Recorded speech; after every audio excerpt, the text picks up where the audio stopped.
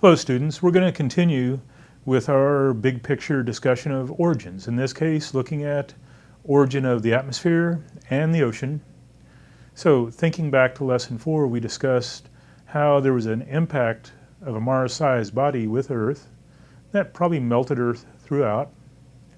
Then after that, some 4.43 billion years ago, Earth began cooling slowly, initially forming a hard crust at the surface.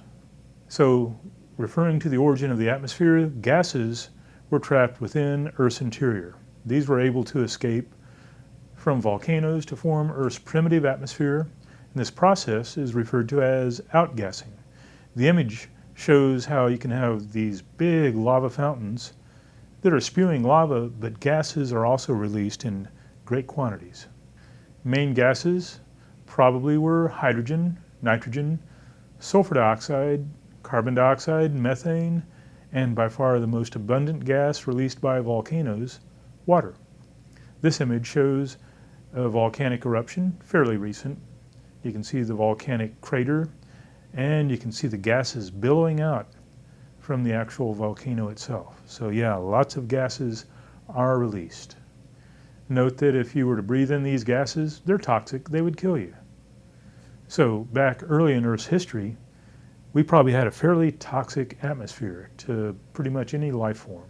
Release of free oxygen into the atmosphere started around 3.8 billion years ago, according to the fossil record, and that's due to photosynthesis by bacteria and perhaps some early primitive plants.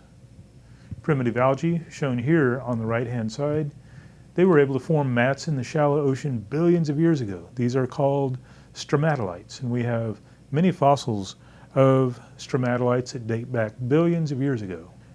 Release of oxygen modified that original volcanic atmosphere that was toxic to life, and this enabled complex life forms to evolve over time. Take a look at this tree of life. Here's a bigger version. Go way down to the origin of life, primitive, single-celled organisms, and then forming different branches on the tree, gaining complexity through time. We call that evolution. With regard to the origin of the ocean, Earth was hot. As it continued to cool, it allowed water, which we now understand was the most abundant volcanic gas, to condense as rainfall. There are speculations it took about 400 million years of fairly constant rainfall to form the world ocean, because it is indeed vast. So that's a lot of time and a lot of rain.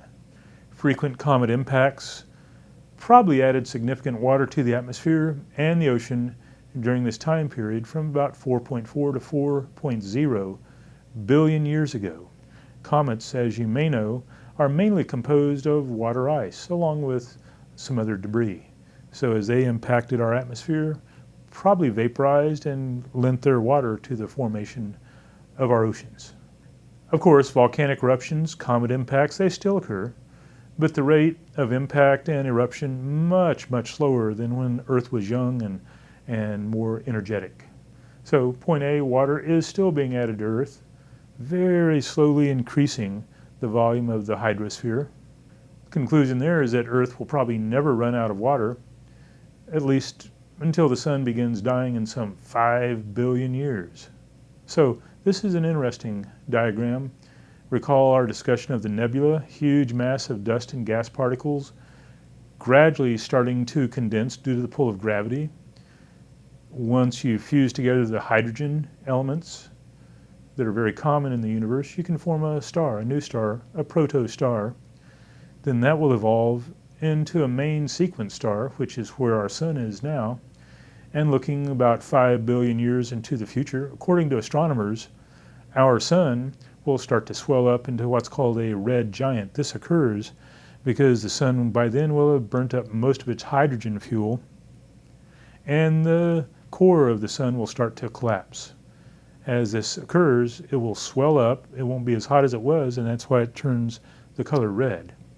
And at that stage, the red giant phase of our or of the sun's evolution, it'll vaporize the inner planets, including Earth. So that will be the end of the ocean. Earth and the other planets, Mercury, Venus, perhaps Mars, will be vaporized. Our ocean will be turned into gas. as our planet overheats.